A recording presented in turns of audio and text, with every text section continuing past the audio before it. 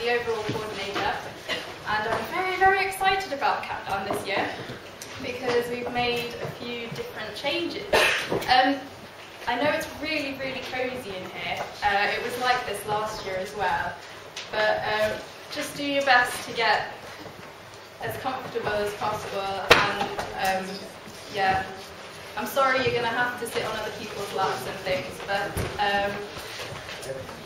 unfortunately this is the only room that we could get, so you'll have to bear with me.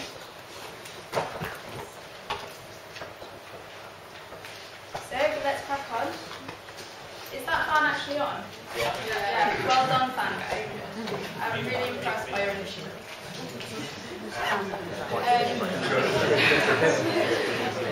Okay, so I'm just going to talk very quickly about Countdown itself. This won't take very long at all. I'll just go through the history, aims, talk to you a little bit about the lectures, the structure of the OSCE demonstrations, a bit about the presenters, a little bit about revision tips as well. I know you do have a exam tip session right at the very end, but it's probably not going to be very useful having it just there. So I'll go through a little bit about that now as well. I'll talk to you about the website we've created, which is new, and we'll talk about feedback. So, Countdown started about 5 years ago now. It's in its 5th or 6th year.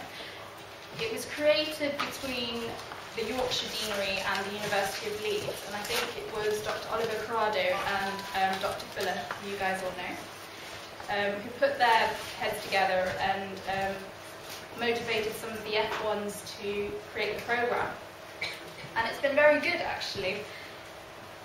So what's been happening in the past is that we've run a series of lectures, and only lectures, in the run-up to your exams. And it's created a lot of good feedback. We've got poster presentations out of it and generated quite a lot of research. And it has got better and better progressively. And this year, we've introduced OSCEs. So instead of just having lectures on a Tuesday and Thursday, Thursdays will be dedicated entirely to OSCEs. And they're really good because they're going to be covering a lot of the past OSCE stations. Someone will go through the theory of it all, and then they'll actually demonstrate how to do the OSCE. So it would be really silly not to come to those because, you know, if you're there at every single one, you'll be ready to do your OSCE with very little other practice and preparation. There's also a document about the OSCEs on the MSRC website, which was created by a previous 5th year, so it's worth downloading that. And the link to that document is on our Useful Links tab on the website. So the website's new as well, and that was created by Anna, who's sitting at the front working the video. And it's basically going to be the way we communicate with you guys. So we're not going to be sending out loads and loads of emails like last year. It is up to you to keep going back to the website and checking the blog to see if there are any room changes or last-minute changes. And it's also created a Facebook group, so you can join that and you can get instant updates that way as well. On the mobiles, which is really good, we've got an official logo now, so we can be recognised everywhere.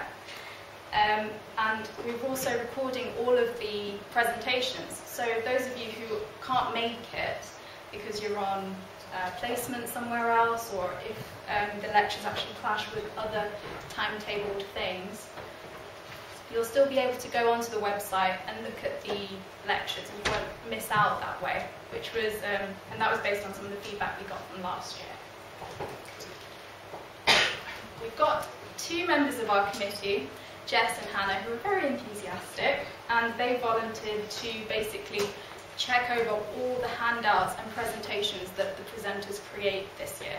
So they go through a checking process to make sure that everything on there is correct and up to date, and they run it past other people as well to make sure that it is all trustworthy stuff. Okay. And also, one of our lead students from last year, Adam Bryce, has initiated a countdown to finals in Birmingham as well, so they're running their own program alongside ours. Theirs is relatively new, but it will be what they're doing will also be incorporated onto the website, which allows you to look at their resources as well, and their PowerPoint slides and things like that, and they can look at ours. So the aim is to deliver a high quality revision course to you guys so that you can prepare for your exams, but also prepare for the foundation training program as well. We're going to make it as focused as possible to the Leeds curriculum, okay? But also we're going to talk to you about working in Leeds deanery in particular. Okay. We're going to do that through the lectures, the OSCEs, address all the points from the feedback that we got last year, website as we talked about, videos. We've got more presenters this year, so you're going to get doctors from all the different hospitals, Bradford, Pinderfields, Huddersfield. So you're going to have a much bigger source of information. You can ask them loads of questions about, you know, where to apply to and all that, and what it's like working there. And we're covering more topics as well. So our lecture coordinators are Vass and Marina. If you've got any queries or questions about presenters, you want to get in touch with somebody, they're the people to contact. Their details are also on the website under Leeds Committee. Okay, the lecture is going to be here every Tuesday from 6 till 7:30. 45 minutes a lecture, but we've told the lecturers to keep it to about half an hour so that we've got a little time for a break and a drink. It's really hot in here. Okay, and and we're going to cover all the topics in the curriculum. Mainly, we're going to talk about the signs and symptoms of different diseases, okay? We're not going to go into a lot of detail about the pathophysiology of stuff, because you don't need to know much of that, really, because all the MCQs are really clinically orientated. So a lot of them are structured in a way so that you've got a patient presents with so-and-so signs and symptoms, here are the test results, and then you're given a series of multiple choice questions which you need to pick from. You only really need to know the common stuff in detail in regards to pathophysiology. So your lectures are not going to be full of, I don't know, immunology and histology and stuff like that, okay? It's very, very clinically orientated. And data interpretation is so, so important as well. It basically constitutes half of your MCQ question. So being able to interpret X-rays, results, all of that stuff is really, really crucial. Plus, that's what you do on a day-to-day basis when you're becoming F1 anyway. And if you can't do that, you're really going to struggle. So we're going to focus a lot on that, okay? The other thing I'd recommend you do is actually have a read of the guidance document we've produced for the lecturers, and you'll find that under the lecturer tab. In particular, just look at the lecturer document, because on there we've talked. Hannah's actually written a lot about previous MCQs and OSCE stations, and just how things are orientated and what stuff's really focused on. So it would be quite useful for you to have a read of that as well. The OSCE demonstrations are coordinated by Tej, Liz and Liz. It does get confusing. And again, you can contact them that way. Again, same format, Thursdays, 6 till 7:30. They're going to try this thing with you guys where they ask for a volunteer. So come really enthusiastic and somebody please volunteer, you'll make their day. Again, they're going to focus on these OSCEs, and they're not going to do any clinical skills stuff because that will all be sorted by Claire. What we're trying to avoid really is overlap as much as possible. Okay? All of your presenters are FY1 doctors, so they were literally in your position just a few months ago.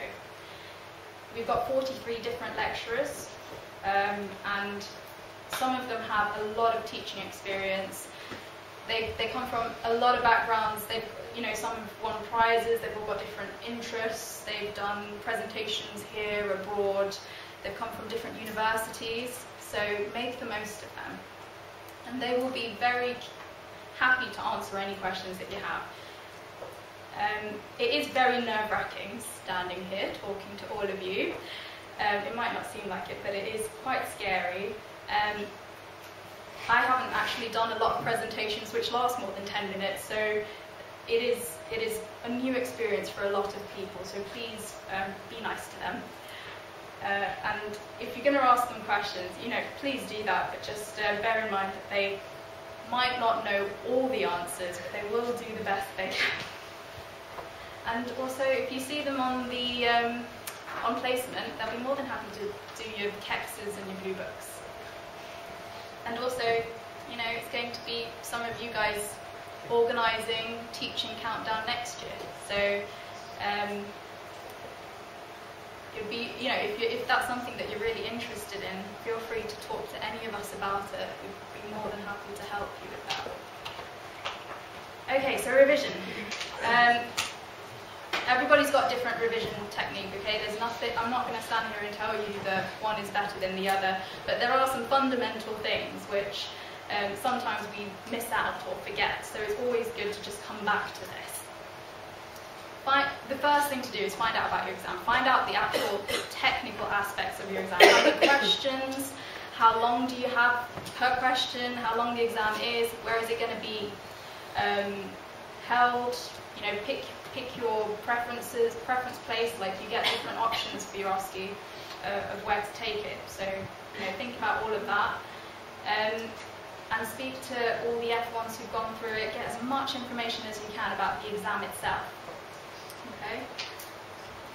And sort all your revision tools out early. Get your books, get your pens, get your notepads, get everything together at the start so that it doesn't hinder your revision, so you don't have to take a break and go out and buy something. That stuff's, that makes a difference. If you're really in the flow of something, you don't want something minor like that to interrupt you.